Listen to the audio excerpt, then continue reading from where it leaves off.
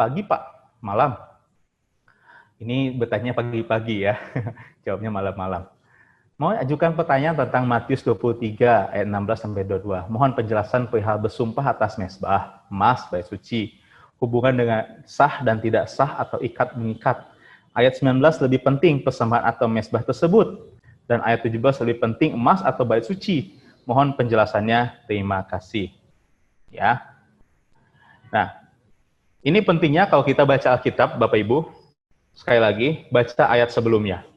Ya, atau di atasnya, atau mungkin bisa jadi pasal sebelumnya, untuk mengetahui konteks daripada Alkitab itu, ya, kitab yang kita baca.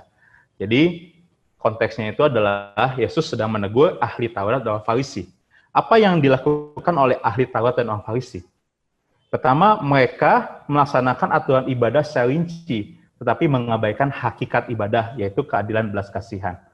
Jadi di ayat sebelumnya Yesus bilang, kalian lihat tuh, ahli Taurat orang Farisi, belajar dari mereka yang baik, tapi perilakunya jangan. Ya, lalu kaitkan dengan sumpah ini, gitu ya. Di ayat selanjutnya, Yesus menegaskan bahwa melihat ahli Taurat dan Farisi itu ibadahnya secara rinci, sangat giat beribadah, tapi hakikat ibadah itu seperti keadilan, belas kasihan, kesetiaan itu diabaikan. Yang kedua, mereka kudus lahiriah saja. Hati mereka serakah dan rakus. Nah, ini begitu keras gitu ya, teguran Yesus. Yang tiga, mereka kudus di hadapan manusia, tetapi hati mereka busuk, penuh berbagai manifestasi maut. Ya, ayat 27. Pada masa itu, orang Yahudi masih menjalankan sumpah, Bapak Ibu. Jadi sumpah dijalankan untuk menguji kejujuran seseorang. Sumpah pada masa itu sudah berbeda arti dan tujuan dengan yang ditetapkan dalam perjanjian lama. Ya.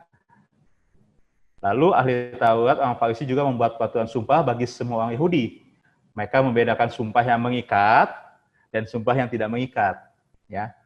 Mereka lebih menghargai emas daripada bait suci dan persembahan dari mesbah. Mengapa?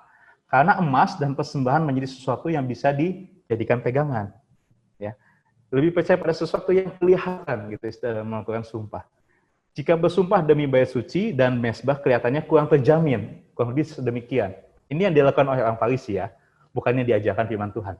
Karena setiap orang dapat bersumpah seenaknya saja gitu. Dalam ayat ini bukan berarti Tuhan Yesus mengajak kita bersumpah, tapi menyadarkan kita untuk menjaga kekudusan nama Tuhan. Ya. Justru yang mau ditekankan oleh Yesus adalah kita jangan sembarangan bersumpah. Ya.